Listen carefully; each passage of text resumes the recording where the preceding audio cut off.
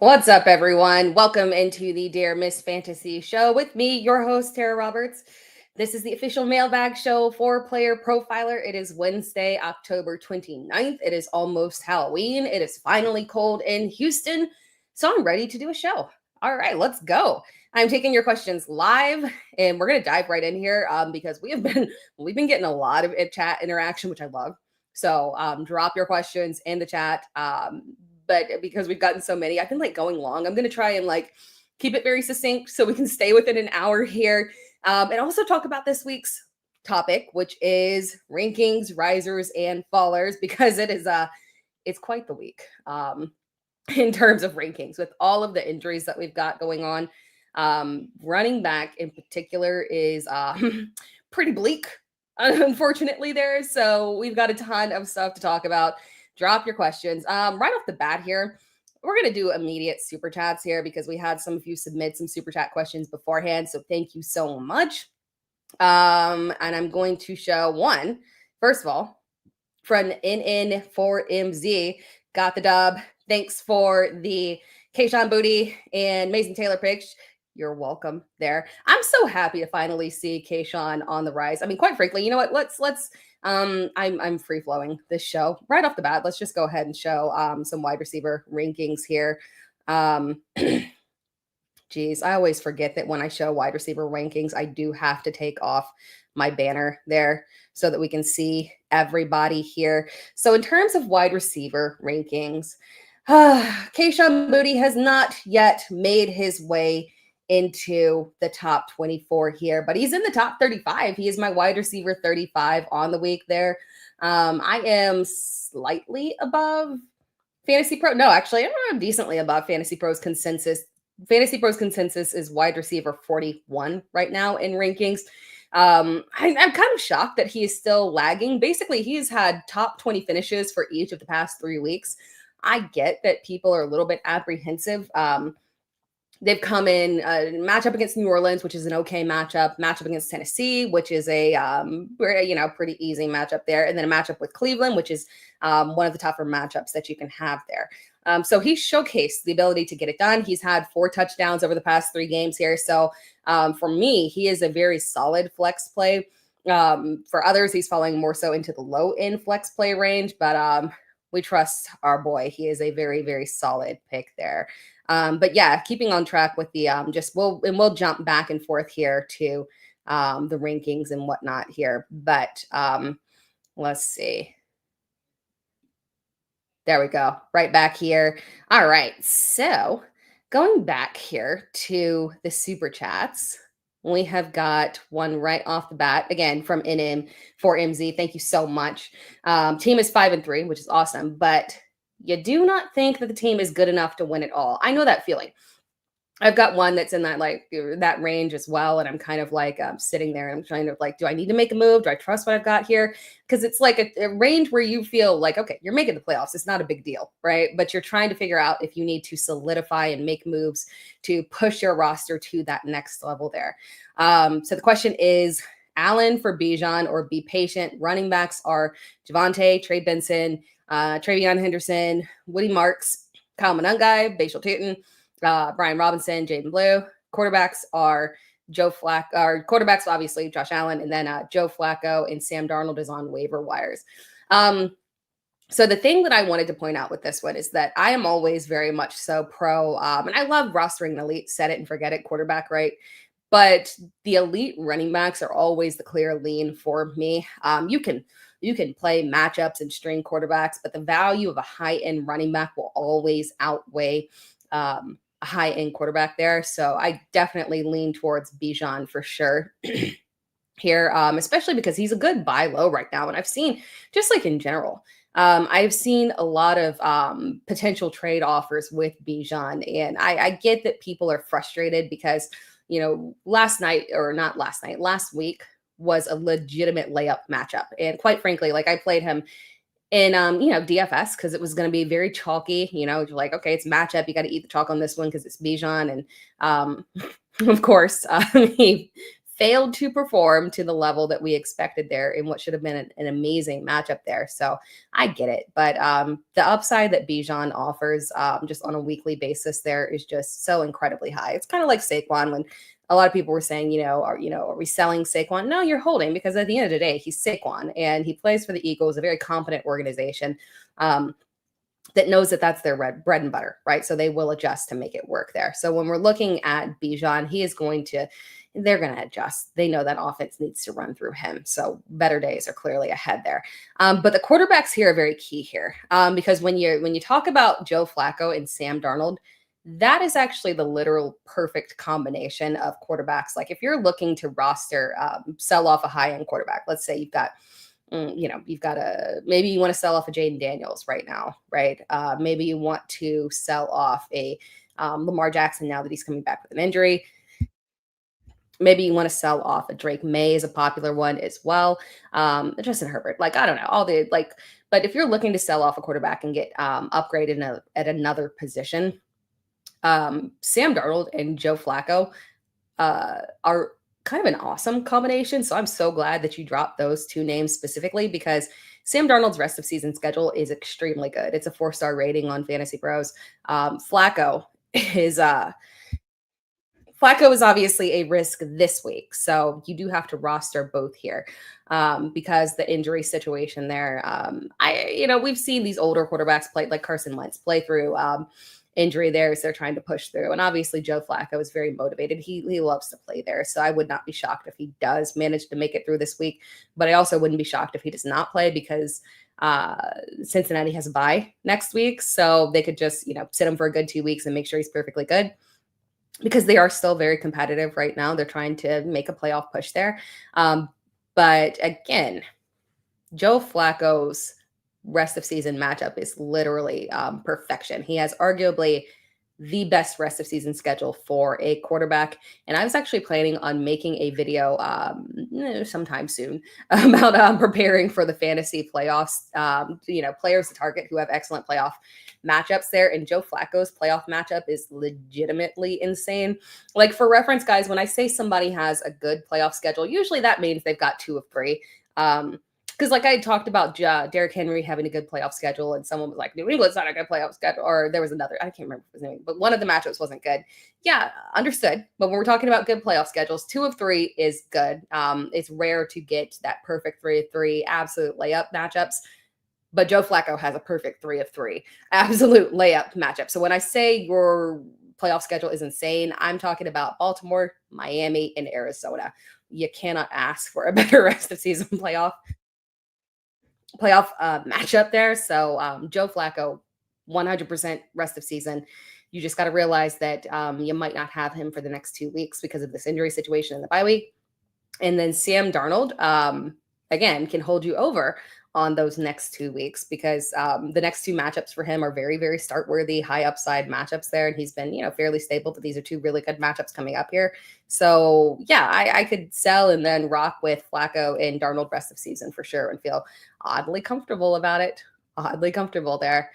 Do another super chat here that we got. Let's see here. It was, oh no, I lost it. It was from Belinda Davis. Thank you so much. And then you had the question or the comment, always appreciate the guidance. Thank you. Know your stuff. I currently have Jordan Mason, but Travion Henderson is available. Who is the better player rest of season there? That is a really good question. Rest of season.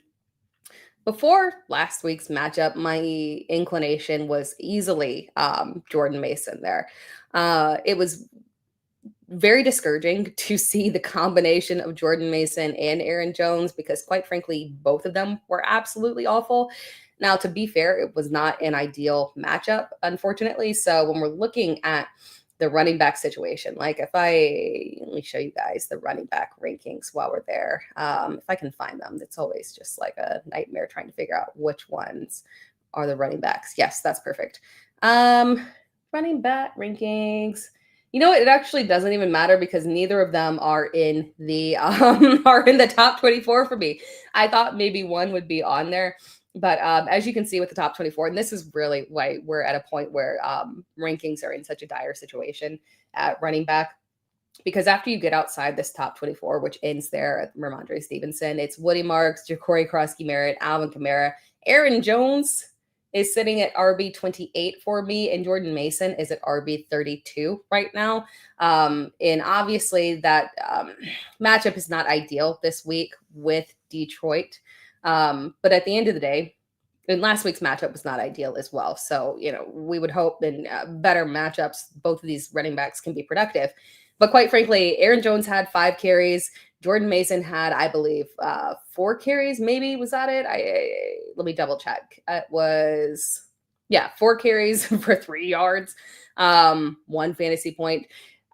We knew it was going to be a committee, but we need this committee to provide goal line opportunities and move the ball well for Jordan Mason to have fantasy upside. That's the issue there. He's going to get the goal line touches for sure.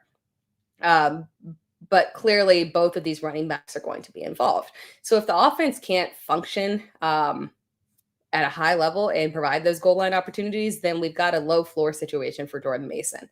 With Travion Henderson, again, it's kind of a similar situation of it's not even a committee as much as it is they continue to lean into Rhamondre Stevenson. But at least we did see, again, New England is the better offense. They can be more productive on the ground. And we did at least see a high upside performance, and not in terms of fantasy points, but just overall performance. So comparing Jordan Mason to Travion Henderson, which one is the one that I would roster rest of season? I do still kind of lean towards Jordan Mason for the fact that just because of pure age, I'm kind of skeptical about Aaron Jones' health rest of season. But we have this caveat of Rhamondre Stevenson, questionable, dealing with, I think it was a hamstring injury, I believe. I can't remember what it was. But yeah, it doesn't say what the injury was. He was not at practice on Wednesday, and I do not see what the injury was. So kind of hold right now, because I think that Jordan Mason ultimately does offer the higher upside. But if there is some kind of injury here to Rhamondre Stevenson, then Travion Henderson would have far higher upside. So they're very even for me.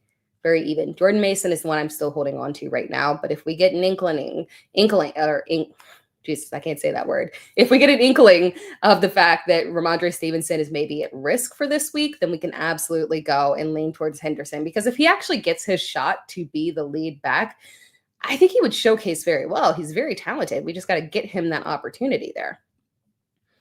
Couple more super chats here from Tommy Gunn. Hello, Tommy Gunn. Hey, fantasy football queen. Kareem Hunt versus Ashton Genty, week 9.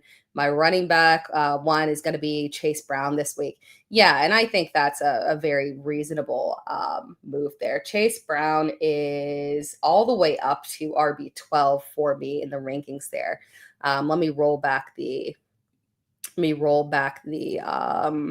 comments, and am I going to be able to do that? I'm going to try and roll back the comments so that you can actually see the full rankings there. Boom, there we go.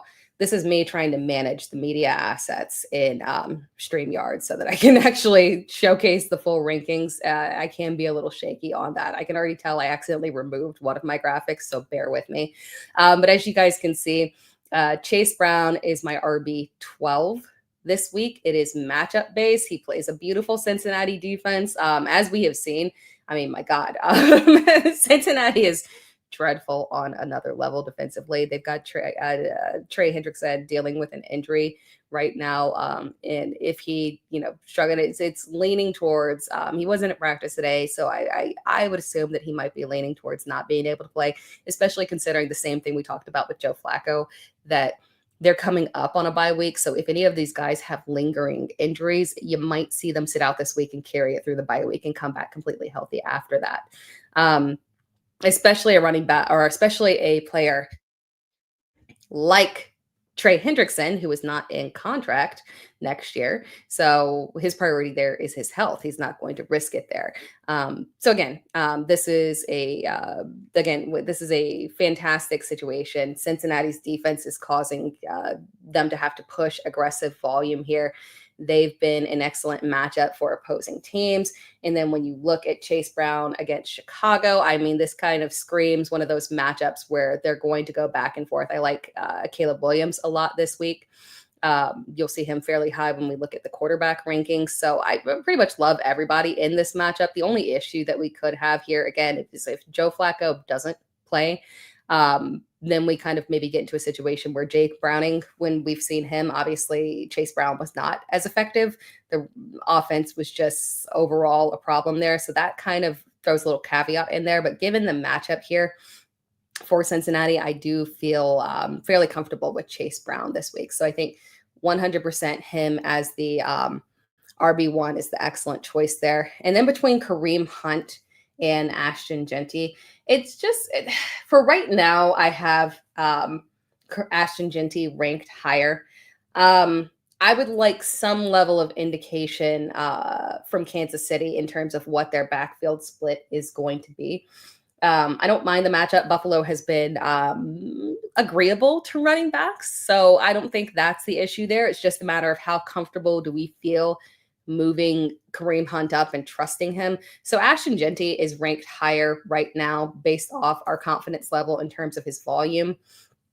Jacksonville is not a terrible matchup there, but quite frankly, as the week goes on, and we start to get more information about Kareem Hunt, maybe we could feel a little bit more comfortable with it. But just based off pure workload in the known right now, Ashton Genty for sure on that one. If Andy Reid comes out and says, hey, Kareem Hunt is going to be our main guy, just confirm that in what level of workload he would have, we'll feel good about that. And I saw, like a YouTube comment earlier of someone wondering, is it possible that Elijah Mitchell starts to get involved? And that's another caveat that is very interesting. From a fantasy perspective, I don't think he's an ad. I would not lean into it and say, hey, we're going to roll with Elijah Mitchell and kind of play this out. But, we've seen it with multiple backfields before.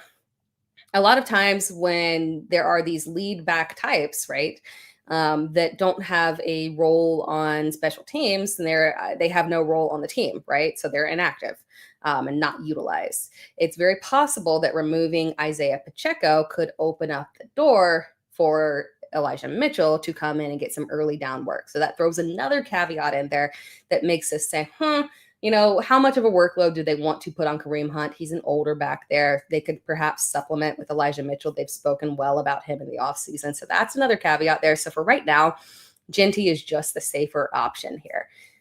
Hopefully this Vegas offense looks a little bit more competent coming off the bye week there. We'll do one more super chat here from Shorty. Thank you for the super chat, by the way. Drop Jalen Noel for Brashard Smith, knowing Kansas City has a bye next week and Isaiah Pacheco is back possibly after the bye. Or keep Noel and see how the snaps play out here. So I personally, I would drop Noel for Brashard Smith just because at this point, I don't know that. So just from general consensus that I'm feeling, people don't have a ton of faith in Jalen Noel retaining that role rest of season. I do. I have a lot of faith in that. But because other people don't see it that way, you can probably drop Jalen Noel and probably pick him up next week without a lot of cost investment in there. So especially if Kirk does play, but we'll see. He was limited. It'll be interesting. But you could have a situation where Kirk comes in, maybe they split snaps and Jalen Noel looks better and gets the official boost next week, maybe. So yeah, for right now, just to be safe, I might go ahead and play or drop Noel for Brashard Smith. Maybe just also blocking other people's ability to get Brashard Smith as well, just in case for some reason something goes sideways with Pacheco's injury. But back after the bye week is the more than likely scenario, but it is possible that it does linger because we've seen over and over and over again where we've got these, 1 to 2 week timelines that end up lingering there. So just for that possibility, I would rather just play it safe there and drop Noel for Brashard Smith for sure. All right. Getting back to the chat here. Appreciate you guys. From Nate Bonenfant, Vidal and Lad stack work wonders. Excellent. Yeah, we talked about that. I actually made a video about that. You were one of the ones, and it was a pretty common question actually of people that were wondering if you could play Vidal And well, basically, Vidal and Lad, multiple chargers there. And my lean there is always start your sides. You just go with whatever. I know eggs in one basket does tend to make people uncomfortable, but whatever is the best option and highest upside, you go with it. But the question is, I have Josh Jacobs and did not enjoy his limited snaps and limited efficiency. If he isn't a full practice by Friday, I want to start Vidal again against Tennessee. Thoughts on that? So jumping back to the rankings here, I have for right now, I have Josh Jacobs at RB10. I am a little lower on him than consensus is by like maybe 3 or 4 spots. I think he's RB6 or 7 in consensus. And then I have Vidal at 13. So for me and my rankings, there's a very narrow gap between those guys. I mean, it's comparing apples and apples, literally, at that point in the top 15 there. Yeah, one more so. Yeah, top 15 there. So yeah, I don't mind it. I don't mind it. The thing that we like about Kamani Vidal is that we more than likely, it seems like we're not getting Hassan Haskins back this week. He did not practice. It didn't seem like he was close last week. So we're in a situation there where Kamani Vidal becomes a must start based off pure volume. Josh Jacobs, my issue for Josh Jacobs this week and why I'm a little lower than him on rankings and then Fantasy Bros consensus rankings in general is because I hate the matchup with Carolina. So for right now, just based off rankings, I do still have Josh Jacobs higher. But again, as you were saying, the injury concerns, if he's not cleared by Friday, yeah, I could absolutely go ahead and go with Kamani Vidal over Josh Jacobs 100%. Again, because I hate this matchup. With Carolina for Josh Jacobs. Carolina has allowed the 19th most, and I hate once the most gets like further back in the back half because then I have to work it in reverse. They're above average in run defense, basically. So when we're looking at them, that average was actually, it's a little bit misleading as well because that includes them just getting blown up by James Cook last week. Aside from that, in one good performance from Travis Etienne. Aside from that, they have done very well at limiting running backs this season, and they have faced a very tough lineup of running backs. They're not facing any slouches there. So from that perspective, Josh Jacobs' upside is very limited in this matchup because Carolina's defense is being underrated right now. They've been, traditionally stout here. They've clearly made a turnaround here. And on top of that, we are getting Bryce Young back this week, which helps out a lot because Andy Dalton was a hot mess. So for that reason,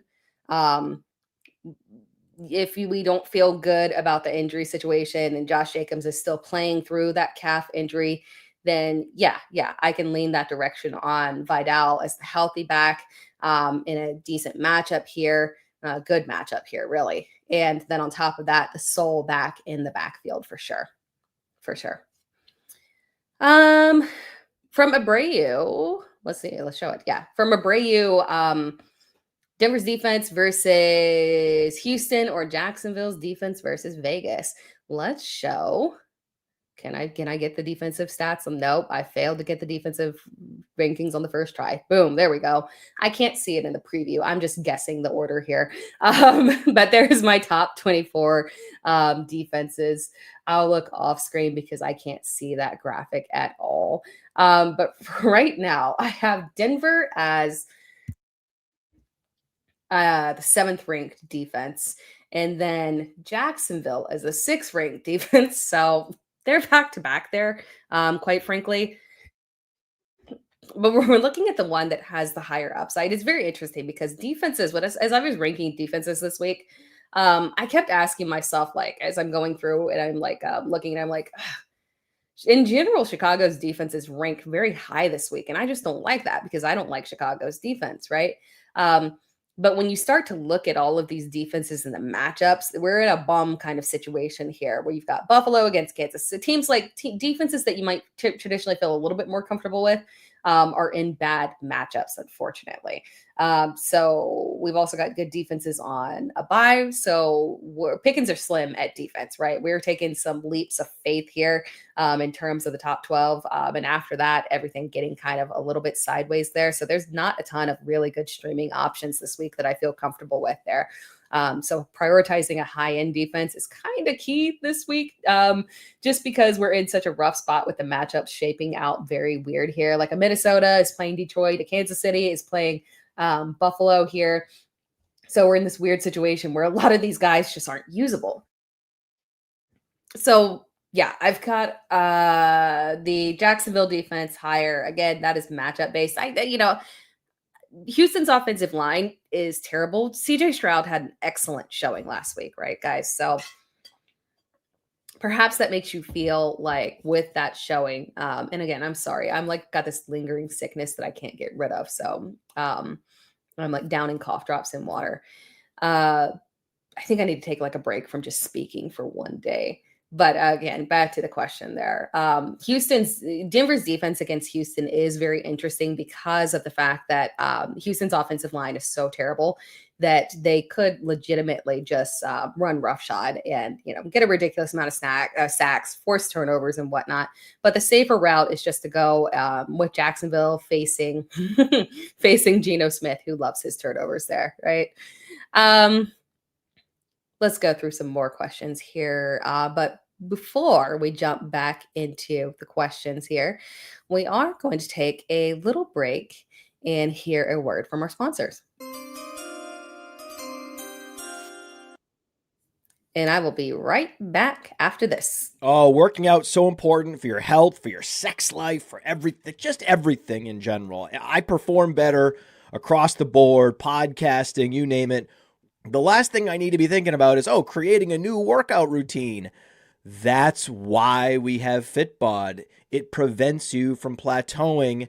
It's so customizable in that I have one super strong shoulder and one kind of weak shoulder. And yet the Fitbod app helps me customize my workouts to improve the strength and the endurance. I go in, my physical therapist is like, I can't believe you're doing this many. And I'm like, I know. Can you believe this? And he's like, yeah, this is crazy. So level up your workouts. They have over 1,000 demonstration videos. And join Fitbod today to get your personalized workout plan, which includes 25% off, or try the app for free for 7 days. Go to fitbod.me/player, fitbod.me/player, FITBOD/player for 25% off for 7 days free.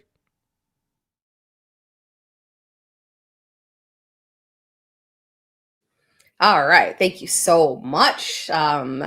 Going back to the chat here, we'll do some questions and then we'll also talk more rankings here in a little bit. Boom. There we go. I actually made my transitions correctly there. And again, I appreciate you all joining in. And, as a reminder, this is sponsored. This is not just sponsored. This is the official Mailbag Show Floor Player Profiler. And if you have anything that you want to get from Player Profiler in terms of packages, you can always use my my code, which is literally just Tara, TERA, to get $20 off. All right, jumping back to the chat here. Try and speed things up here and catch up because I know we've got a ton of chats here from everyone. From Playmakers 54, what is your opinion on Aaron Jones' rest of season? Oh, yeah, we kind of talked about that one there. We got to see how JJ McCarthy gets in here and maybe if he can increase the upside for this offense because Carson Wentz was, he got things going there for a second, but was struggling through injury. So I am lower on Aaron Jones. I was lower on him heading into the season. I do think that Jordan Mason is going to remain a very present factor in the offense in terms of taking those goal line touches. Aaron Jones struggled significantly at the goal line last season, highly ineffective. So I do think that Mason will continue to have those goal line opportunities whenever they shall come, hopefully, here in the near future. So no, I'm lower on Aaron Jones. He's a low-end flex option. Not a big fan. If we get a good game out of him at any point over the next couple of weeks, he is definitely a sell for me, unfortunately, there. From Miami Martian, 3 and 5, full PPR, 2 wide receiver, 2 running back, 1 flex start versus bench. Josh Allen. As I think Josh Allen versus Daniel Jones at quarterback, that would be Josh Allen for sure. Running back Henry Cook Williams. You know, that one is slightly difficult because when we're looking at running back rankings, those are all top 12 options for me. But I believe the one that I have ranked the lowest is Williams. It's tough, but the tough part about that is that James Cook is the one with the worst matchup. So given the fact that you're 3-5, you might not want to take that risk with James Cook, even though he's coming off of that fantastic performance. Kansas City has been very good at limiting the run there. So for you specifically, I would probably lean towards Javonte Williams and Derrick Henry on that one and play the matchups and not take that risk with James Cook. Then wide receivers, Rhamondre, Pittman, London, Rice. So the two wide receivers has to be Rice for sure. And Adunze, given the matchup there, you want to reach for that high upside. And then should you drop Quentin Johnston and Terry McLaurin for Kayshon Boutte, Watson, or Franklin? Quentin Johnston for Kayshon Boutte, I can get down with. Hold Terry McLaurin because, again, re-injury sucks. I hope it is not the same exact timeline that we were on before with his injury. But ultimately, Terry McLaurin has higher upside than Christian Watson. And right now, given the wide receivers that you have, you're not going to need Christian Watson anytime soon, or Franklin as well. Troy Franklin. So when we're looking at McLaurin, you need to hold on to him. But drop QJ for Kayshon Boutte for sure. And then, your one flex. I kind of lean towards you going with Drake London on that one. It sounds like Michael Penix is trending upwards there. It's not a good matchup is the only issue there. That's the only issue there that does make it a little bit concerning. Michael Pittman does have an excellent matchup. Honestly, given the upside that you are looking for, probably go with Pittman and flex. So yeah, Josh Allen, Derrick Henry, Javonte Williams. We're going opposite of my rankings there because you need the higher upside play, and James Cook does have the worst matchup. Then Adunze and Rice for your wide receivers, and your flex is going to be Pittman there. All right.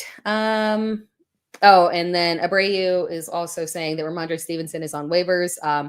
Does he deserve a spot on the bench or starting a lineup? And your running backs are Kamara, Pollard, Spears, Moody, or Woody Marks, Travion Henderson, Bam from Arizona. Thanks for the support. So yeah, you need to drop. I would drop Alvin Kamara for Rhamondre Stevenson. We're at that point, unfortunately. And I know it feels weird. I know it does. But as somebody who rosters Kamara, unfortunately, in 2 dynasty leagues, I am at the point where in one league, I cannot start. I benched him. I'm done. Like, it's not possible. I've got better options. I can't trust it. Kamara is not to be trusted in a starting lineup, unfortunately, at this point. As you guys saw in my rankings, he's outside of the top 24. And quite frankly, his ranking right now is extremely generous. I'm going back to it to see what it was. His ranking right now is RB 27. That's generous. Quite frankly, I could move Zach Charbonnet above him. I thought about it. And I probably will over the next couple of weeks next couple of days adjust to push Zach Charbonnet ahead of Alvin Kamara. That's how dire of a situation we are in right now, unfortunately. Alvin Kamara is hanging on by a thread just because basically once you get past him, it's guys like Jordan Mason and Kyle Monangai, Brashard. We're in like a rough situation with RB3s at this point. So, but Alvin Kamara, I would 100% drop for Rhamondre Stevenson. I have Stevenson ranked higher this week for sure. Then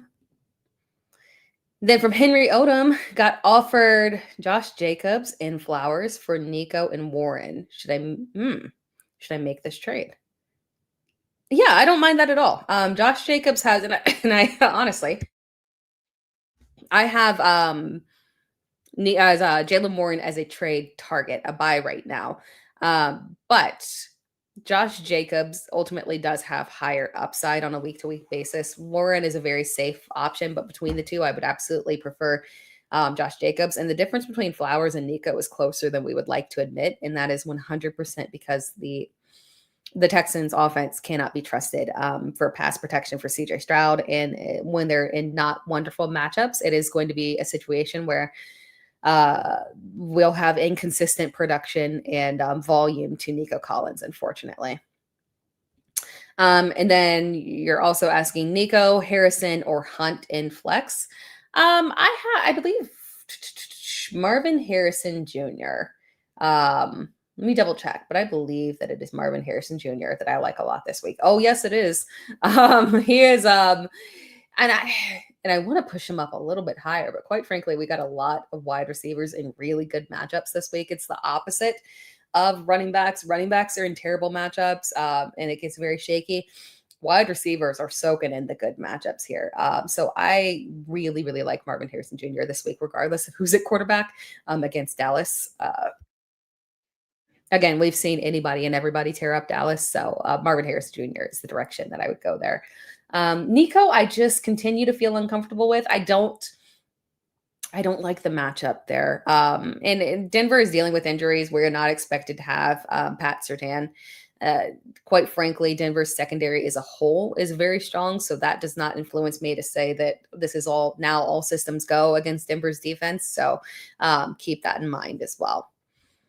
From Meggie Blue 2, would also love to know which running back this week. Kamara, ETN, Hunt, Knight, Hunt, Spears, pick 2 for flex. Running backs, above the running backs, plus Worthy, Hunter, Allen, and Ferguson.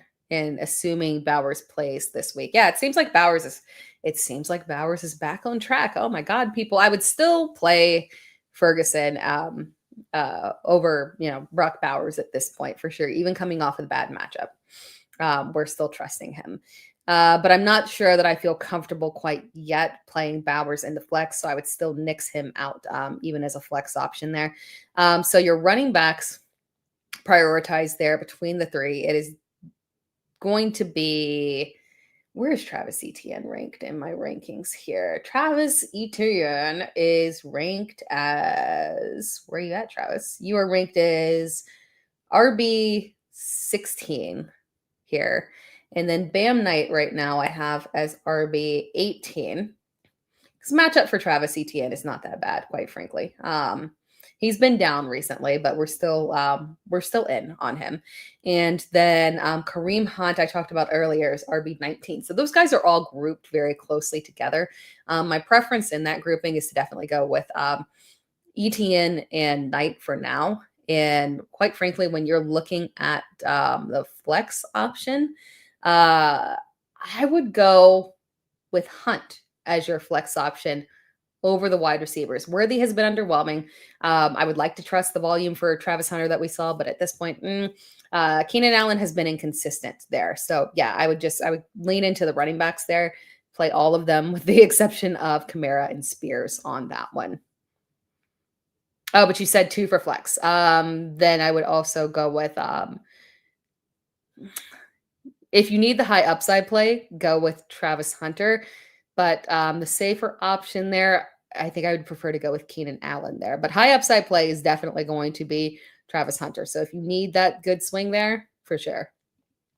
Gary Lee, I need to get rid of CMC. Who should I go for? Oh, no. Why do you need to get rid of CMC? No, don't get rid of CMC. Rough game, right? But overall, he's the only trustworthy option aside from Kittle. I do trust Kittle at this point, but still, his production is a little frustrating. I should have been better last week. We still got erroneous usage of other tight ends, which I don't approve of. But no, CMC his volume is so incredibly reliable. If you were selling him, I mean, the only thing that you can upgrade from CMC is literally Jonathan Taylor. So I mean, I don't know if it's possible. If you were getting rid of CMC, it would literally, your market is just Jonathan Taylor. And then from a wide receiver, your market is literally just Jamar Chase and maybe CeeDee Lamb. That's literally it. And Puka Nacua when he's healthy, right? But I mean, outside of that, there's really not much that you can trade CMC for because his value is so much higher than everybody else. From Tremaine Sharp, should I drop Terry McLaurin? He is quite the bench warmer. Yeah, well, it sucks because we saw the upside. I mean, he looked like Terry McLaurin last week. The touchdown was immaculate. I mean, he was just out there. The volume could have been a bit more, right? But he looked like him. No, you still got to hold on to him for right now. Depends on what's out there, right? Like if you've got like a Tyrone Tracy that was out there for sure. But I mean, unless there's something sitting out there really juicy on waivers, nah. From Alfred Bell, what do you think about Brashard Smith, Kansas City running back? So I love him. And I do think that so last year when Isaiah Pacheco went down, we did see aggressive use of Kareem Hunt, right? And it was just him. They really didn't trust anybody else from a running back perspective in that offense. This year, I think is different because we have seen that they clearly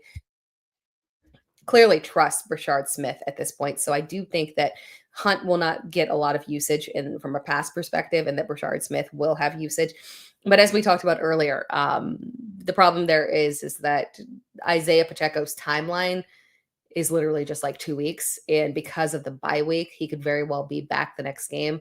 So you could stash him because ultimately love him as a talent. And if the backfield is whittled down to 2, then he has upside. But unfortunately, more than likely, we're going to see Isaiah Pacheco back after the bye week there. From Josh, flex Nico, Debo, or Addison.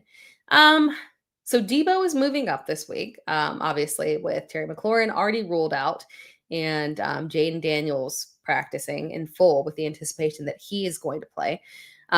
So right now, I do have Debo higher. Debo is my wide receiver 20 and Nico is my wide receiver 22 right now. Nico will not be moving up. It's possible Debo could move up maybe a little bit there.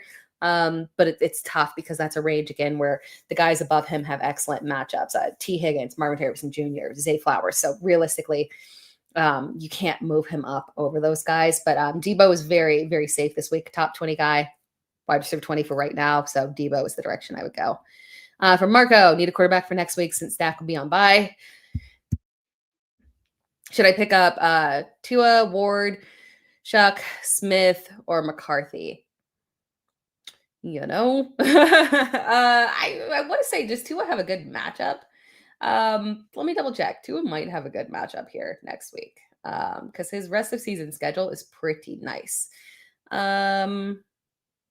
Tua is playing Buffalo next week. He played Buffalo once. He had 146 pass yards, but he did get 2 passing touchdowns, and he had 14 fantasy points. So it wasn't a complete mess. Now he did have Tyreek Hill in that game, so that does make things just a little bit different there. But it's between Tua, honestly. I don't think I would lean towards Ward, Shuck, and then Geno, I just don't trust at this point. Geno's matchup. Let's see if maybe we can at least get a good matchup with Geno here in week 10. Nope. Yeah, you're going with Tua or McCarthy. So for right now, plan for Tua because again, McCarthy McCarthy has a game against Baltimore, and he does have rushing upside. I could almost lean that direction. Plan for Tua right now. And then quite frankly, so grab Tua right now, plan for that as your stable start right there. And if we do see a good performance out of JJ McCarthy, you probably won't have to fight somebody on waivers to get him. So you could flip and pick up Tua on next Tuesday, drop Tua next Tuesday and pick up JJ McCarthy. But I'd lean towards Tua as the safer option.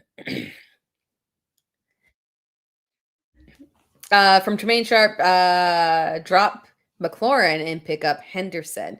Nah, I'm still holding out just because at the end of the day, I don't feel comfortable putting Travion Henderson in my lineup at all. It's a handcuff at this point, so I'm still holding Terry McLaurin over Henderson because you're not playing Travion Henderson unless Rhamondre Stevenson is injured. That's the only caveat there. You could switch up if there's an injury issue there, right? But we don't at this point know if there's a serious injury issue for Rhamondre. From Marvin Tolbert, should I flex Theo over Gadsden? Stack points as your quarterback is Dart this week. No, still go with Gadsden. I love a good stack, but still go with Gadsden on that one. Going to the super chats here from Gwen P. Thank you so much. Please rank half PPR, Pearsall, BTJ, T-Mac T, and then rank to tight ends, Laporta, Bowers, Ferguson, Warren, and then quarterbacks would be Lawrence and Purdy, and then finally rank Gordon, Smith. So, hey, buddy, I'm working. I'll be there in a second. Not sure what my son is doing. Gordon, he's 5, and he's been sick, which explains my coughing, right? Gordon, Smith, Knight, Tootin, and Gainwell. So starting off at the top here, and apparently he's going to come join. What are you doing, buddy? Okay, yeah, you can say hi if you want to. Yep. Hi. Okay, you say hi. All right. Why don't you go see Blair? Okay. No. Yes. No. Yeah, ask Blair too. Ask somebody. Just ask anybody else too. Thank you, buddy. All right. Sorry about that. He's asking me to put on number blocks. At least he wants an educational show.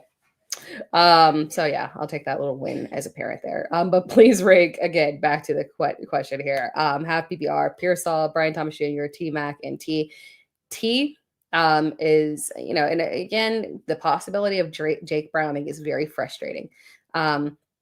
But again, rest of season, it's easily T here. And then this week, T as well. Ricky is frustrating because, again, we've got zero indication in terms of feeling good about the injury. So that does add a little caveat in there. So T-Mac, and BTJ on that one. I want to lean into. I do have some fears for him overall. BTJ is currently my wide receiver 21. And technically, actually, I do have him ranked over Tet McMillan right now. But overall, I still do prefer T-Mac to BTJ there. And then the tight ends are very straightforward. We're still going with Warren is the more stable option. Obviously, Ferguson taking a little bit of a hit there with CeeDee Lamb, but I do still like his upside there. So Warren, Ferguson, Laporta, I like a lot this week due to matchup, and then Bowers.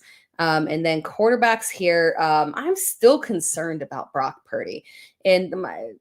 So Trevor Lawrence for sure on that one. Just in general, Brock Purdy rest of season, I've got a problem with him just because, again, when you're looking at, because I've got a lot of questions about, can I drop someone and pick up Brock Purdy? Just remember that Brock Purdy did go out there, try to play, again, re-injured the toe. It's a lingering issue. It's a season-long problem here. So when you're looking at playing and rostering Brock Purdy, just remember this is an injury that he can re-injure over and over and over again. I don't trust him a lot in terms of his long-term upside there. And he has looked like he was struggling playing through the injury. So Trevor there. And Trevor was kind of pulling things together a little bit before the bye week there. There's inconsistencies, but it was really good to see the increased involvement of Travis Hunter there. So Trevor. And then ranking Gordon, Smith, Knight, Tootin, and Gainwell. So in terms of this week, it's easy Knight above all of them. I love the matchup there with Dallas. Now, rest of season, Knight should take a solid backseat to Travion Henderson, but because we've seen the upside that he offers, I still do like him a lot. Ollie Gordon is someone who I would probably rank over him. So in terms of upside, in terms of elite handcuffs there, in terms of good offensive situations, and in terms of the running back game being the only thing that is truly consistent, like Devon Achane and Jalen Waddle are truly the only consistencies in that offense. So it would be Gordon, Knight, Tootin, because he does not have competition as a handcuff. Actually, Gainwell over Tootin. And then Brashard Smith does come in last. I love him and think he's worthy of a roster, but he comes in last again because the Kareem Hunt is clearly not exiting the building. It's a 3-man committee at best. The inconsistencies are an issue. If we could long-term whittle it down to 2, that would be cool. But apparently I don't think that's going to happen. Again, we're on this little time frame here with Isaiah Pacheco's injury. So Smith still falls long-term, taking a back seat there, unfortunately. From Royston Gibbs, thank you for the super flex there as well, or super chat there as well. 2 wide receivers, 1 flex, PPR, Shakir, Christian Watson, Kayshon Boutte, Troy Franklin, and then Quentin Johnston there. Unfortunately, we're at the point where we can't trust Quentin Johnston. He does fall further back behind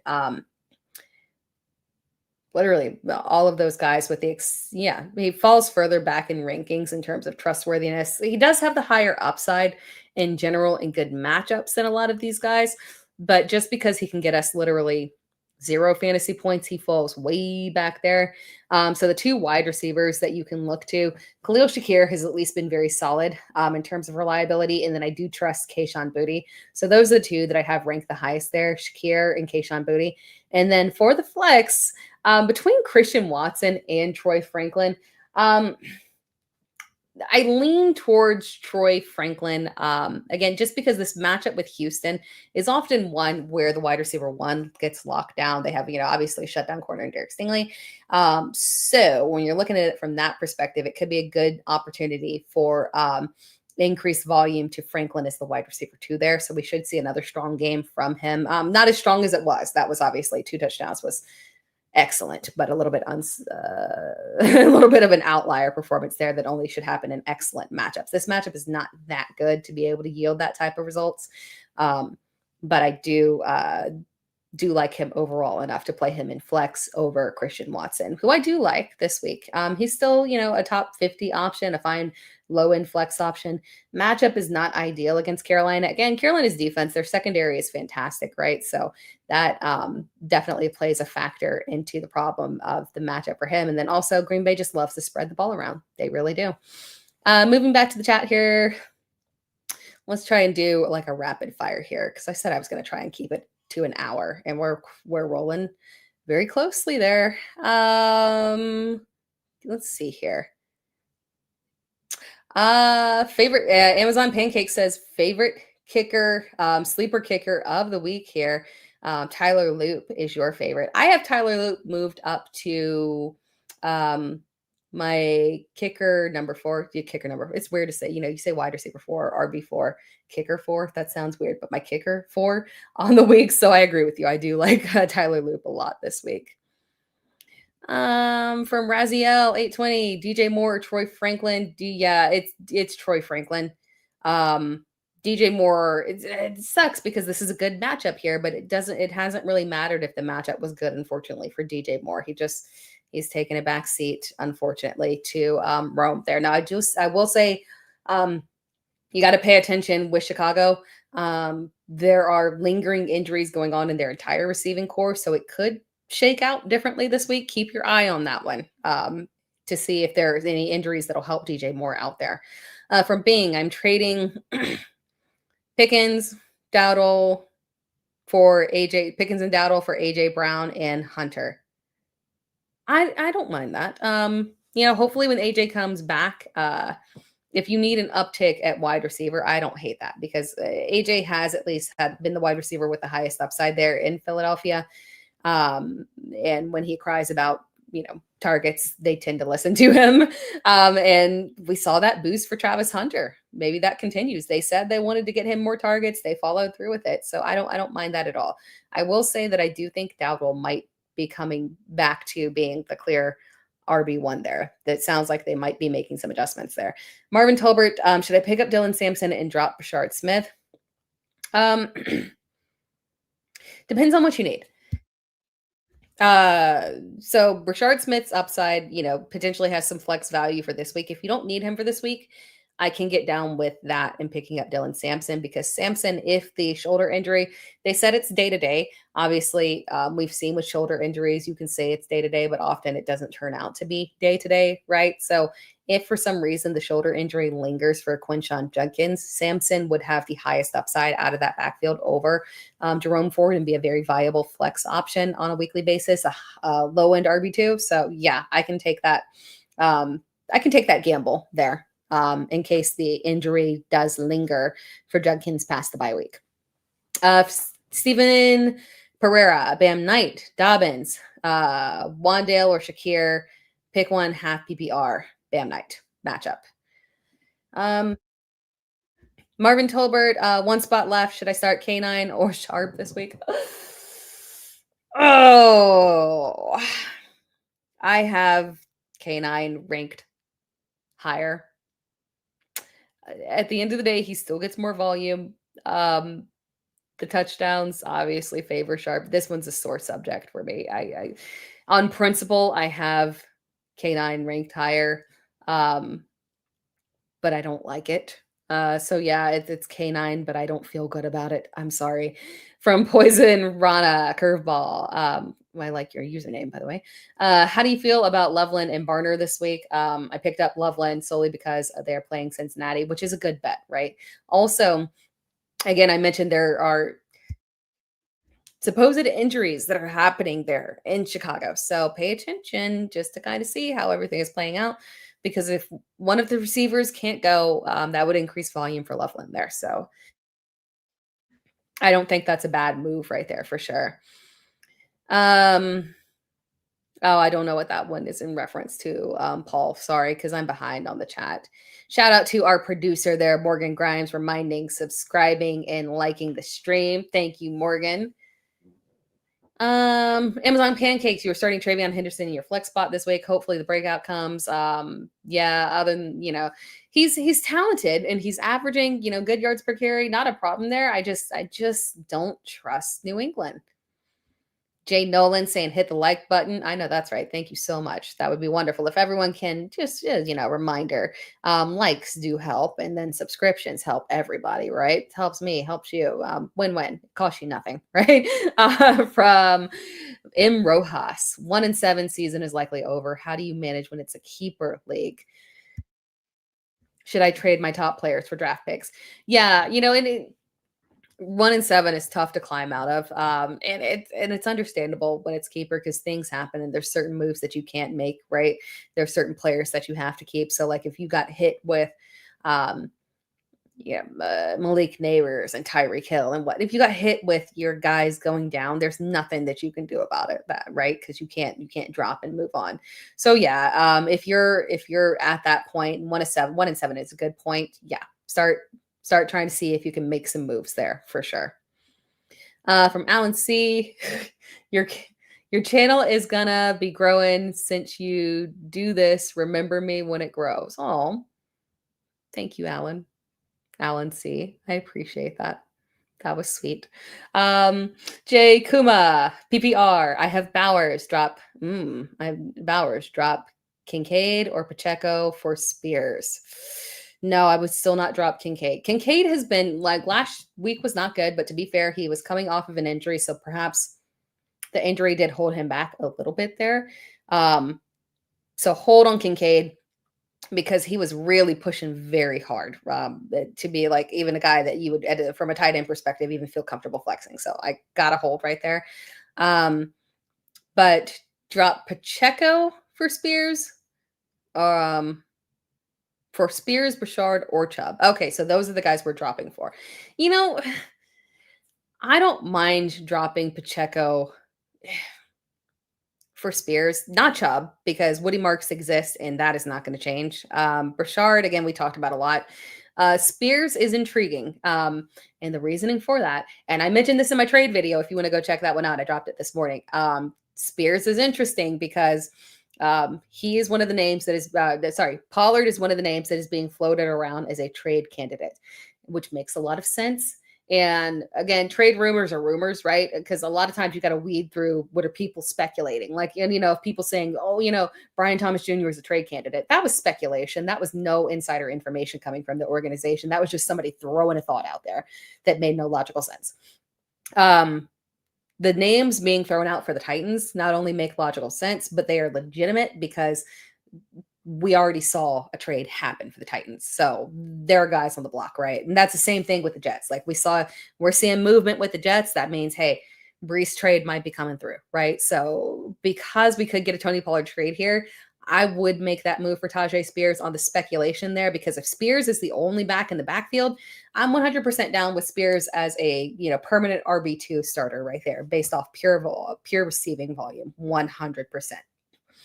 From Easy E, I'm telling you, I'm tempted to start Hunt in Bijan's spot if Cousins starts for Atlanta again. I feel you on that. Not like Kirk cut, like I'm about to put him on my list for that performance. I really am. The audacity of that, because I sat there and played, and thank God it didn't burn me in my one dynasty. Like I sat there and played Darnell Mooney and Cousins. Man, he's going on the list for that performance. But no, we still got to go with Bijan, especially because, like, as it always happens, and this is not analytical whatsoever, but as it always happens, the moment that you're, look, Saquon, right? The moment that your main guy who has the massive upside, your running back, just lays a complete egg, people start to panic. They will come around again the next week, and the team will be very intentional with volume to him. So for that reason, it's probably a Bijan week, just based off of vibes, right? From Howie, robbery. I've been holding Isaiah Davis based on your recommendation, hoping that it was worth it. Trade deadline around the corner. Yeah, I hope so too. The Jets are, the frustrating thing is that the Jets are an incompetent organization. I mean, we could say it bluntly, right? They're just straight up are incompetent. Woody Johnson is he's a special owner, right? And logically, what we think they should be doing, I don't know, because them sitting there, I gotta tell you, the John Mechie trade didn't make a lot of sense for me, because Mechie, by the way, I didn't want to make a video on this because it's so niche and pointless, but John Mechie is in the final year of his contract. Now, he's a restricted free agent, but he's shown absolutely nothing. For what you can pull anybody off a practice squad. What was the logical reason of making that trade? Because you're not competing this year. He's not helping your squad right now, and it's kind of pointless. And you're probably not bringing. I don't know, man. Like that was a peculiar one there. Super chat. We got a couple of super chats here from LS. Full PPR, Flex 2, DK, Franklin, Bourne, Knight, and JMO. I still don't trust Jameson. Bam Knight, I love this week. Again, Michael Carter was re-signed. I assume he probably will be elevated to play in the game. Regardless, Bam Knight has massive upside in this matchup against Dallas. So Bam Knight for sure. And then the other two are tough, but it's real close. And you guys know that I love DK. You know that I love Franklin, and you know that I love Bourne. So you just literally dropped three of my favorite people, but I do have to lean towards Bourne on this one. Drake May has been dealing. And then from Rob Zinn 08, who has more potential, DK, Wandale, or Franklin? Wandale, just because Jackson Dart has shown such an immense level of just, quarterback was. So Franklin is definitely the wide receiver 2 there behind Cortland Sutton. So that puts a certain cap on his ceiling. We know that in good matchups, he's going to have high upside, right? So if it's a volume play, we're good to go. We trust it. Wandale tied to Jackson Dart as the clear wide receiver 1. That I love. Right. He's fairly steady floor there, has shown us that he offers upside. Usage has been good. And then I do love DK again. Like, I guess I can't say that enough there, but Wandale tied to Jackson Dart is the way that we want to go there. Also, we could see a little bit more pass volume from Jackson Dart in general because of the loss of our dear Cam Scattaboo. Oh, which is painful. I cannot believe we lost Cam Scattaboo. That's crazy. especially that way. Dude, did y'all see that injury? If you didn't see it, don't look, but I'm sure y'all have all seen. I mean, live, that was just kind of like, I hate seeing that live. Let's get back here to the chats. Where were we? We were at oh, okay. Tremaine is dropping that Rhamondre Stevenson's is toe injury. From Easy E. Appreciate all your help. However, I think in a bad spot, starting QJ Tet this week along with JSN in your wide receiver league. If you need upside, QJ is a high upside play. It's just a very low floor, unfortunately. And then from Gwen P, would you add Trevor Lawrence or Purdy? Your other quarterback that you have is Williams. Lawrence, but I definitely would be starting Caleb Williams this week for sure. Not a question. It's not close, quite frankly. Caleb Williams, I know he's been frustrating, but again, this matchup here, we got to lean into it. And then also, who would you start in half PPR? Gordon, Smith, Knight, Tootin, or Gainwell? Knight for sure on that one. And you got Judkins and Barkley on a bye. Knight is absolutely the one that we want to go with there. Love the matchup against Dallas. And as we saw with Dallas last week, even if Michael Carter is involved, as we saw with Dallas last week, J.K. Dobbins and Rhamondre Stevenson were just going off. So anybody and everybody, as I can say, can get it versus Dallas there. John B would love to see Woody score 20 fantasy points this week. Do you believe the trade rumors about Achane? I don't like at all. I think they're false. I know that they're frustrated, and we have heard that the defensive players are on the table, which makes sense because the defensive players being mentioned, like Bradley Chubb, are already traded assets. So I don't know, it kind of does make sense there that they would sell off there.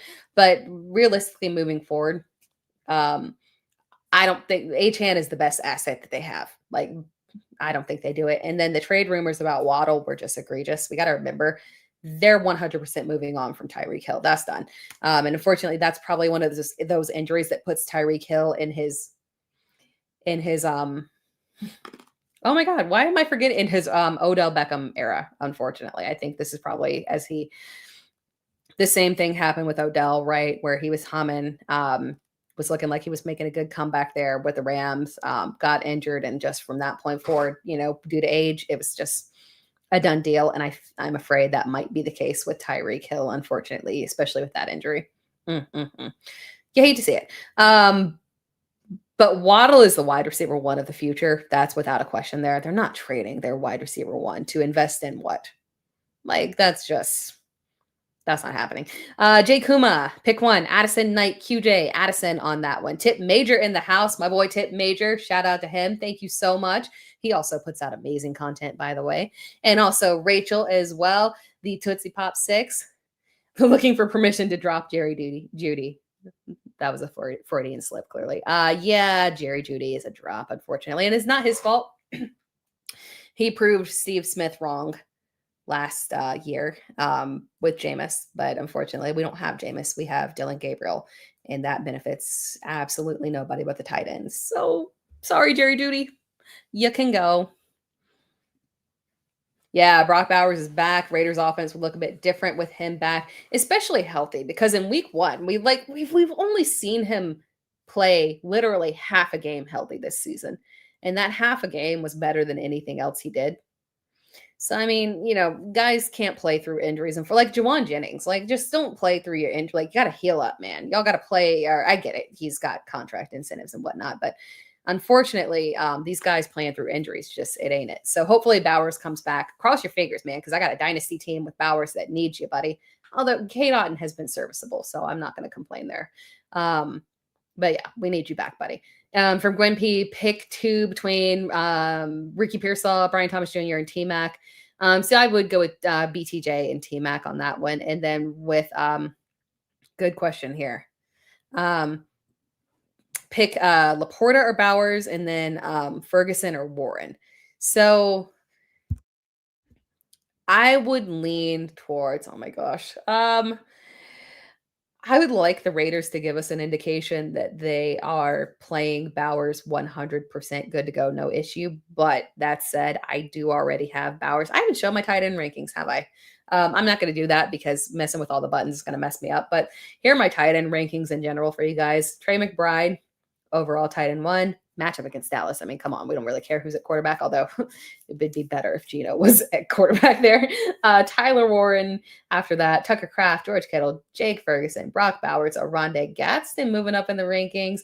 My boy, yes. Dalton Kincaid, Sam Laporta, Kyle Pitts in the top 10. There we go. Travis Kelce hanging on there after a good performance there. All right, Travis Kelce. Zach Ertz, Jane Daniels back, thank goodness. I mean, Zach Ertz, at this point, it's Zach Ertz and Jane Daniels, 2 peas in a pie, but it's Marcus Mariota. He just doesn't like our boy. I don't know why. And then after that, things get very ugly. But yeah, that's the top 12 there. So I would go with Bowers over Laporta and then Warren over Ferguson. Lots of good matchups there, though. I mean, just the only person who has a bad matchup in the top 10 really is Dalton Kincaid.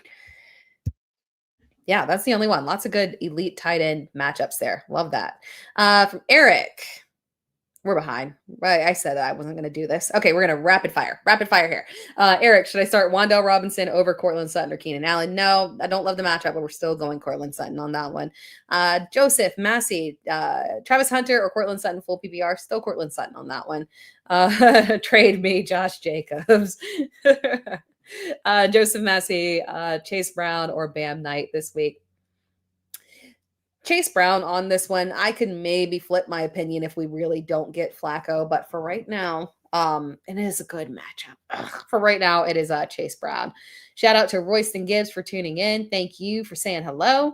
Russell Pace. Should I start Olave or Hunt? Hunt on that one. I would go ahead and Hunt. I'd go with Hunt, even in full PPR. Poison Rana, have Kamara. Should I just start him and see how Shuck does, especially since Neil apparently has an appendix issue? I still don't trust him. He's still a low-end flex option for me. If you got to do it, I get it. But I prefer so many other players at this point. Like, as I was saying, like I would play a Zach Charbonnet over Alvin Kamara at this point, quite frankly. From Alinda, thoughts on dropping Tony Pollard and picking up Travis Hunter? So Pollard is on the trade block. I would wonder if you have anybody else just in case. But other than that, yeah, I would prefer to roster Travis Hunter. They seem to be very, very intentional about getting that volume to him, and it worked. So maybe they'll stick to it. K1, Chase Brown or Vidal this week? I believe I have Vidal ranked higher. I'm not. You know what? For right now, I have Chase Brown ranked higher, but again, because of the Joe Flacco injury speculation, I'm just going to go ahead and tell you Vidal over Chase Brown and just not mess with the Flacco injury situation. Thank you, Casey Jones. Shout out to you. Bob Hope. Trade Keenan for Ferguson. Good. Yes, 100%. I think Ferguson is good buy low here. Keenan, I love, right? But inconsistency, right? Lad's the number one guy. You know what? Shout out to you, John B. I'm going to save this comment for the suggestion around my cough, because it's a lingering cough that is just not, as you guys have seen, it's just not gone away. You would think logically I would go to the doctor, but logic tends to come and go with me sometimes, except for football. The logic stays. But life choices, sometimes the logic does leave. From Tri Lambs, what would you do? What do you think about Trey Benson, Travis Hunter rest of season? Knight has shown well, but given the investment that they made into Benson and given the fact that, again, we did see them utilize Benson interchangeably early on there, I do think that Benson is the guy that has the most upside rest of season. So given the injuries that we have, Trey Benson is a top 24 rest of season back for me, provided he comes back next week. And then Travis Hunter is moving up in rankings rest of season for sure. For sure there. And again, just more specifically there, we do need to see a little bit more from Travis Hunter, but he is moving up rest of season rankings. From Eustapia, is Worthy worth keeping? If not, who over him? It depends on who you got on waivers because I really don't know for you. But the production that we're getting for him, maybe them going on a bye week will help, because I do think that playing through the injury is not helping. But also what is not helping is that Rasheed is the wide receiver one, and that's not a question at this point. He is the wide receiver one, and we kind of knew that. I think there might have been some denial that some people were in, but Rasheed is him. So from that perspective, yeah, that's what we're seeing, unfortunately. So it depends on what you're dropping him for, because, hey, he's, the floor is decent in terms of like 8 fantasy points or whatnot, but the upside is just, it's a wee bit limited. Shout out to Nate Bonifant. Thank you so much for that. I'm getting more, thank you. I'm getting lots of, I just should have talked about the illness because I'm getting lots of recommendations here. I appreciate that. Alka-Seltzer. We did yours from Royston Gibbs, from Nate Easy, Gadsden or Kittle, man. Too risky to start a Hunter this week. Love your content, Tara. Yes. Too risky to start Hunter. The volume has been shifting towards the wide receivers. I love to see it. They're definitely the New England wide receivers are more reliable there. I still have Kittle ranked higher than Gadsden by like a couple of spots there.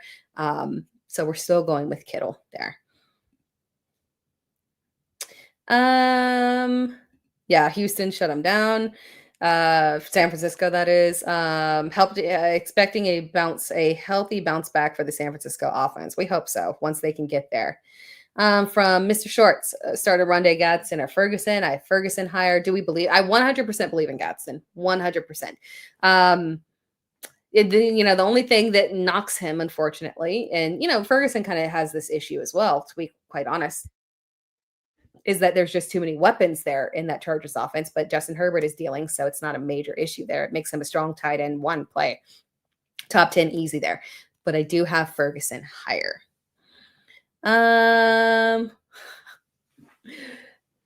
Yes, we are rocking with Brock. Trevor, yeah, we hope that Trevor's going to have a great second half to the season. Lots of comments on health here, hoping that Bucky gets some rest. And then from Still Bill, need to out of BTJ, Hunter, Rasheed, Troy Franklin.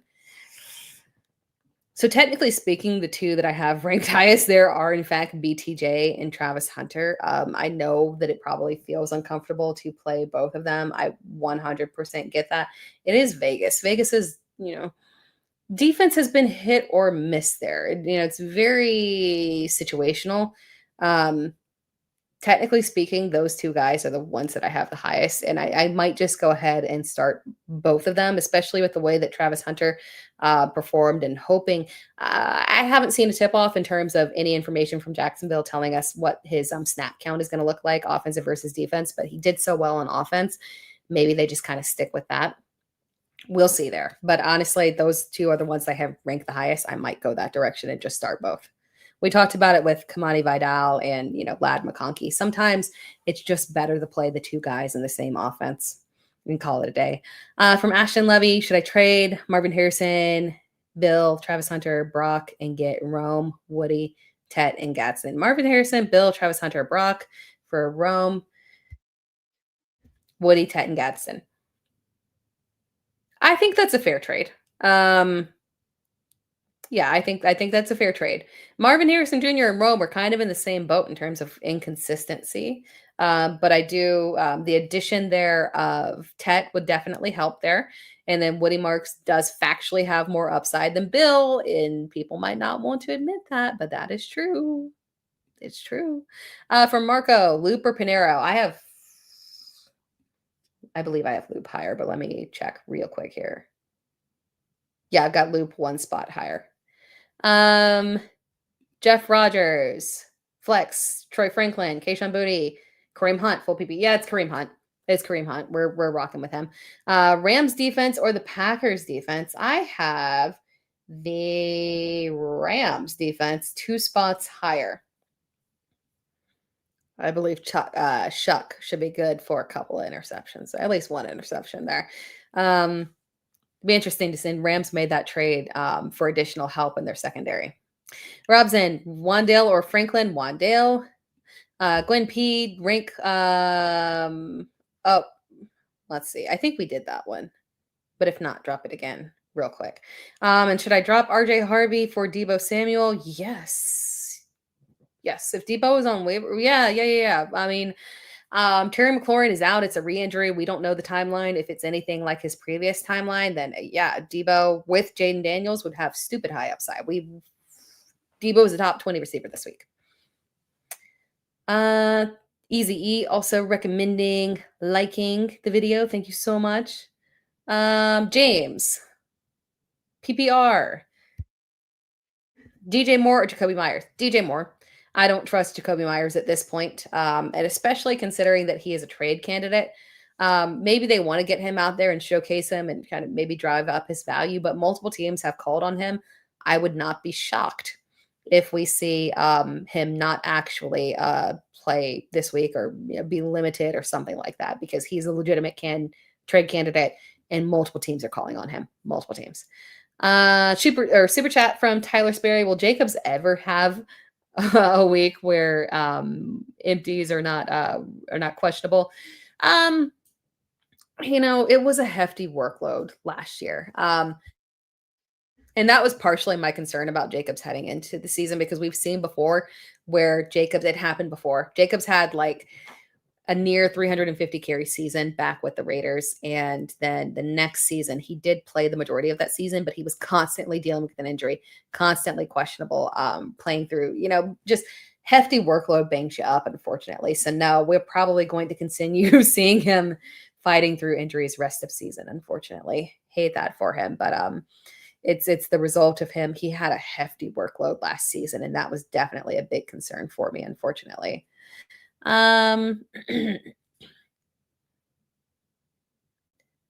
Let's see. Getting back here to the chats. We did that one. Yeah, McLaurin is out.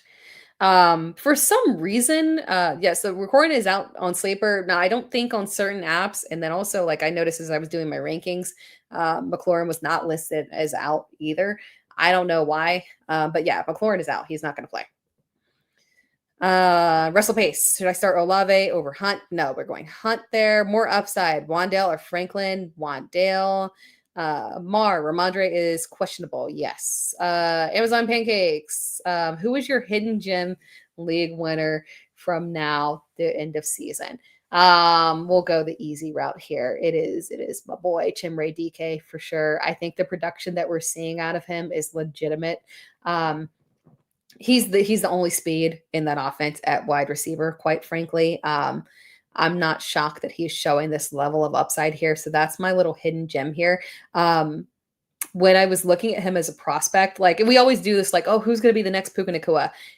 He was my low-key could be the next Puka Nacua pick. Obviously, it's not manifesting in the same way because it's a bad offense, but don't be shocked if this production sticks for him. He really, really is very talented.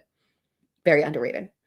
For Cornell MX, have Coleman, but maybe I can get Imanor or Slayton on waivers. Yeah, I don't trust Keon at this point.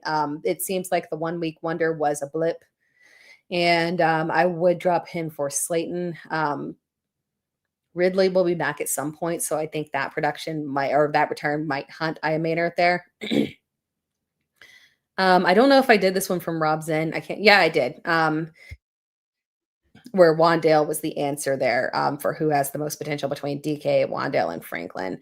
From Avery Johnson, trying to figure out my other starting receiver this week next to Pickens. I have Hunter, Franklin, and everybody's favorite group, the Green Bay wide receivers. What do you think? Thanks as always. I am inclined to take the risk there with Travis Hunter just because he did so well with the increased volume. I think perhaps that production could be sticky for him. From Efren, should I keep Colts defense over the Jags defense for long term? It depends on rest of season, quite frankly. And I have rest of season rankings up. I do. Yeah, I do. Colts, not ideal. Jacksonville's is straight up better. So yeah, you might have to lean towards Jacksonville based off rest of season rankings there. Um, I get it, wanting the Colts defense, but I think I lean towards Jacksonville on that one.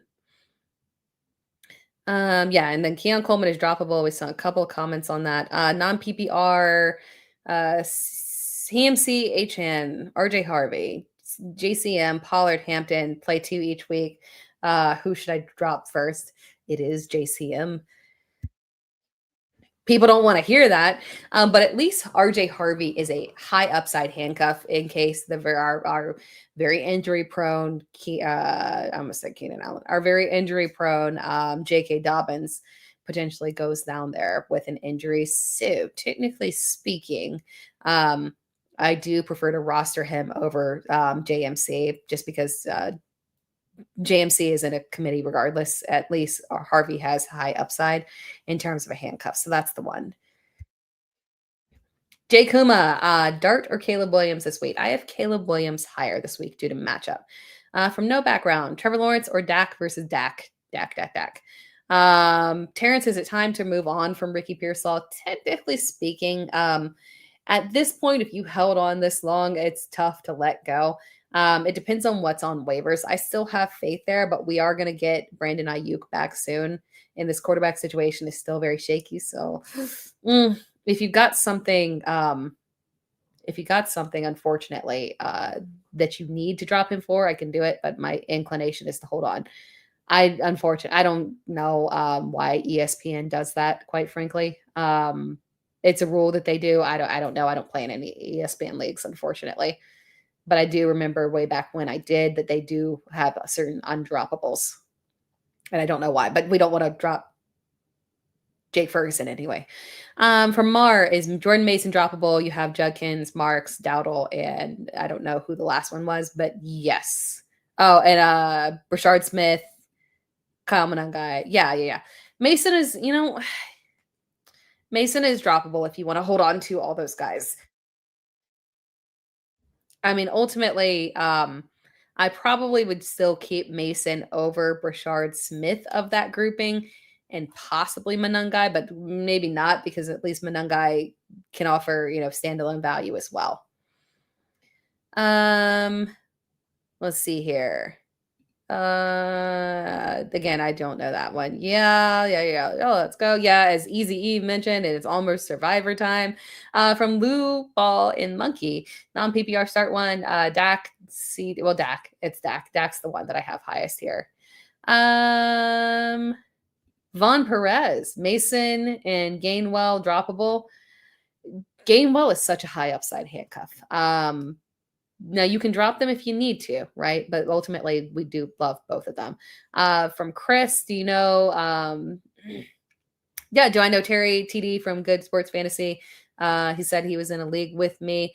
I believe we are. I do know him.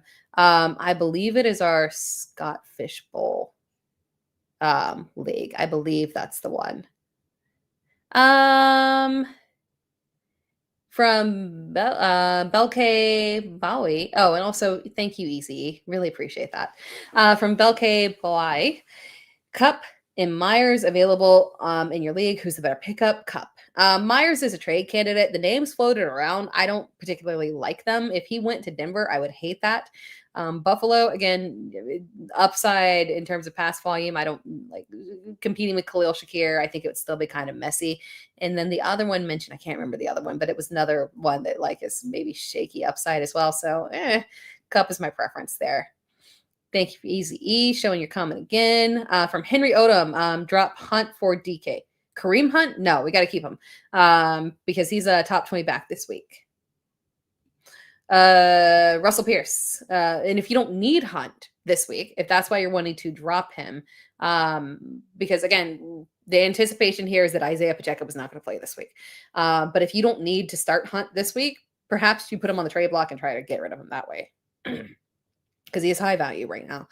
Russell Pace. Starting McConkey and Waddle, going to bench Sutton. Don't like the matchup for the Texans. Yeah, and I still like Sutton, but I have both McConkey and Waddle ranked higher than him. Gotta trust Waddle. We gotta try. Like, people don't trust Waddle enough there, so both of them are ranked higher for sure. From Elia, my wide receiver bets are Marv, Travis, Pearsall, and Slayton. Those are all good ones. Slayton should have had a far better game last week, and then Marv has an excellent matchup. From Tyar Own. Thoughts on Hunter Henry droppable. Recently was able to get Bowers and Gadsden rest of season. Yeah, Henry is absolutely droppable. 100% there. The volume is just tilting towards the receiving core. It's not flowing to Hunter Henry the way that it was, unfortunately.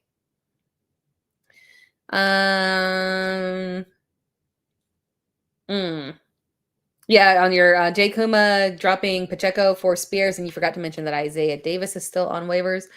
Yeah, and that one again, that one's perfectly fine as well, because we're just holding that one over until this potential trade situation with Breece Hall. So I'm okay with that as well.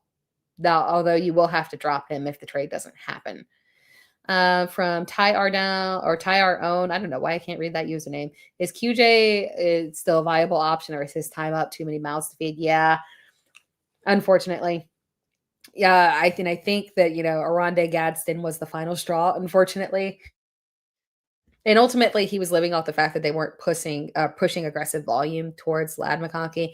They've switched. They're clicking the way they are. Unfortunately, we can't trust him. From Belclay, Johnson, Loveland, or Andrews this week, I believe it would be Loveland or Johnson that is the higher ranked. It's Loveland. Oh, but that depends on if you mean, do you mean Juwan or Theo? I would still play Loveland based off the matchup, though. Let's see, kind of speed through these here. Throwing in the towel on Kyler Murray, you have Flacco picking up JJ McCarthy. The only thing I will say is that the matchup is good if Kyler does play. But I get it. He's very, very, very, very frustrating, unfortunately.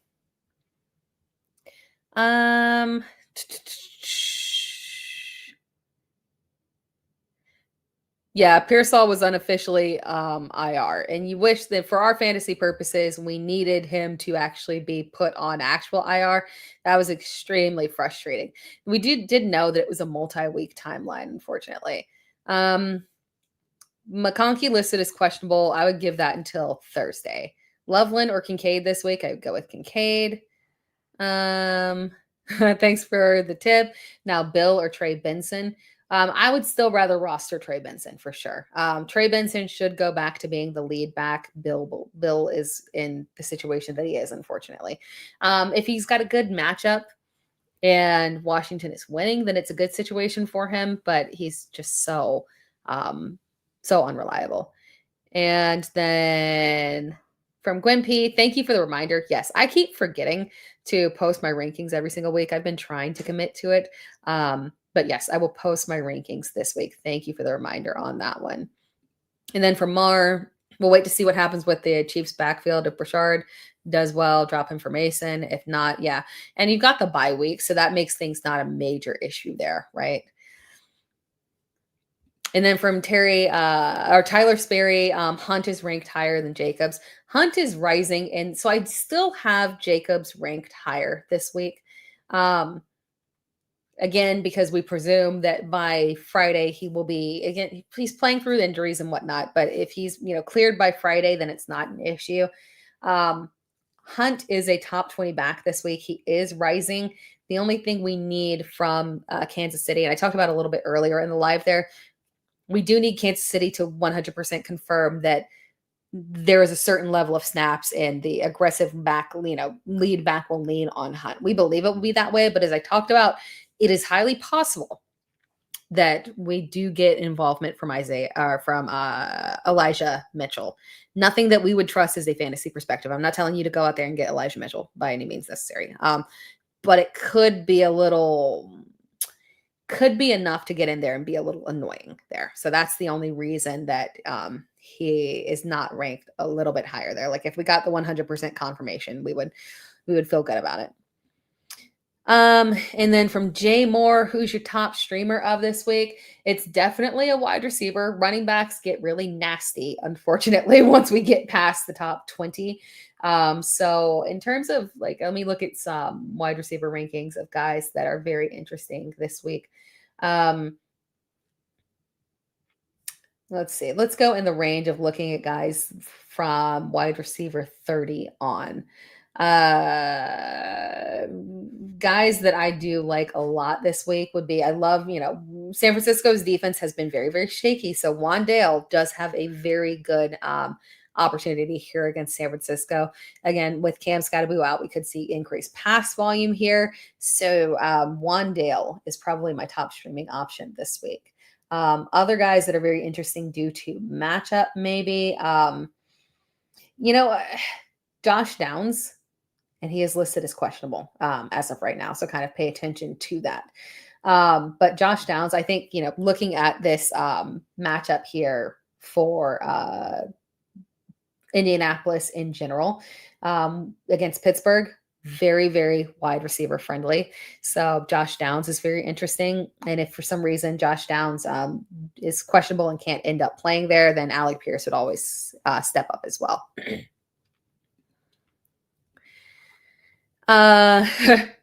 Yeah, Nissan Rob, everyone talking about Hunt like Rashard Smith no longer exists.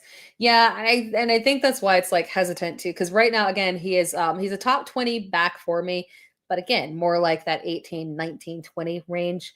At this point, we have enough comfort. Like I get it, right? Because if you look back to 2024, and I did a video on this. Yeah, I have a short if you want to go check this. Anyone wants to go check it out. If you look back to 2024, when Isaiah Pacheco went out, Kareem Hunt had extreme upside, right?